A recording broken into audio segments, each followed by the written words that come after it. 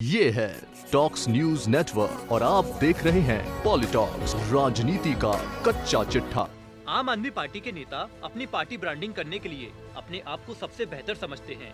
कोई भी चुनाव हो उससे पहले ही आम आदमी पार्टी अपने प्रचार प्रसार का जनता के बीच जाकर ऐसा ताना बाना बुनते हैं जैसे कि वह भारत की राजनीति में नया प्रयोग करने के लिए चुनावी मैदान में उतर रहे हैं। हालांकि यह सच है कि आम आदमी पार्टी को देश की राजधानी दिल्ली में पिछले 3 बार हुए विधानसभा चुनावों में जबरदस्त सफलता भी मिली है। दूसरी ओर दिल्ली के बाद पंजाब में पार्टी का थोड़ा बहुत जनाधार दिखाई पड़ता है। अब आम आदमी पार्टी और अरविंद केजरीवाल की नजर उत्तर प्रदेश और उत्तराखंड में 1.25 साल बाद यानी 2022 में होने वाले विधानसभा चुनाव में आकर टिक गई है। इसी को लेकर राजधानी से आप नेताओं के यूपी और उत्तराखंड में ताबड़तोड़ दौरे किए जा रहे हैं। आज हम पहले बात करेंगे उत्तराखंड की सियासत की।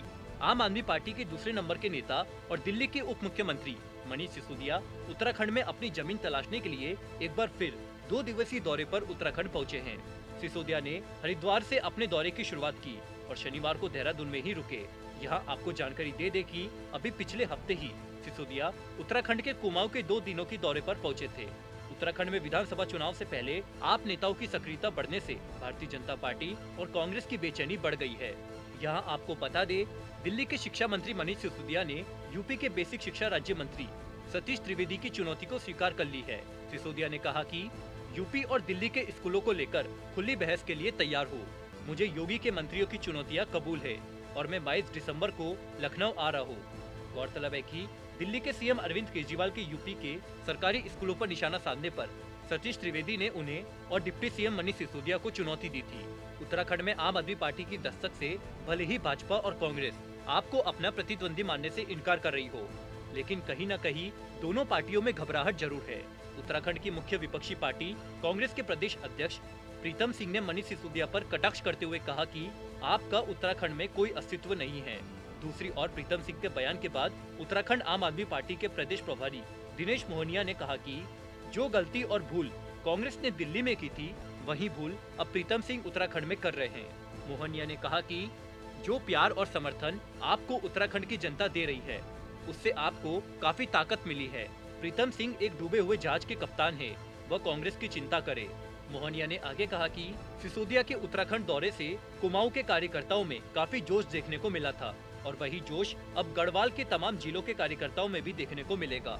आम आदमी पार्टी के उत्तराखंड प्रभारी ने कहा कि आने वाला चुनाव बीजेपी और आम आदमी पार्टी के बीच होगा, जिसमें कांग्रेस का बचा कुचा अस्तित्व भी खत्म हो जाएगा।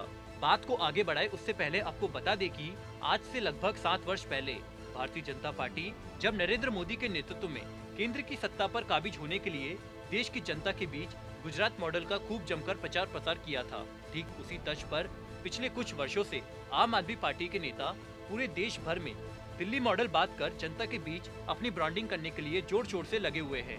वहीं अगर आम आदमी पार्टी के उत्तर प्रदेश और उत्तराखंड में पिछले विधानसभा और लोकसभा चुनाव में प्रदर्शन की बात करें तो अभी तक कुछ खासा जनाधार नहीं बन पाया है।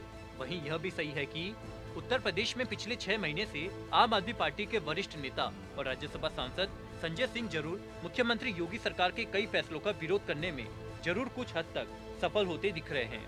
बता दें कि उत्तराखंड और उत्तर प्रदेश में विधानसभा चुनाव एक साथ होने हैं।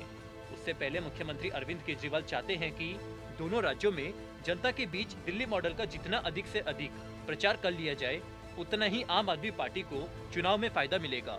लेकिन अरविंद केजरीवाल को यह भी समझना होगा कि उत्तर प्रदेश उत्तराखंड की राजनीति राजधानी दिल्ली से अलग है। पॉलिटॉक्स ब्यूरो, दिल्ली। ये है टॉक्स न्यूज नेटवर्क और आप देख रहे हैं पॉलिटॉक्स, राजनीति का कच्चा चिट्ठा।